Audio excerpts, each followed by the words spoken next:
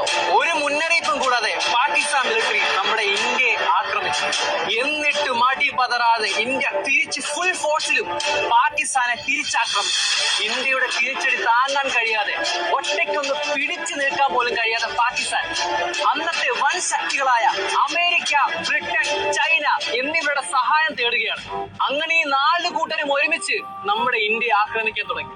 ഇന്ത്യയെ യുദ്ധം തോറ്റു കൊടുക്കണമെന്ന ആവശ്യമായിട്ട് ബ്രിട്ടനും അമേരിക്കയും ഇന്ത്യൻ കടൽ തീരങ്ങളിലേക്ക് യുദ്ധ കപ്പലുകളുമായി അടുത്തു.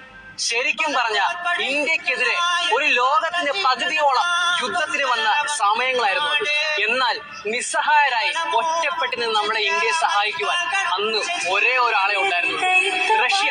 നമ്മുടെ സ്വന്തം റഷ്യ.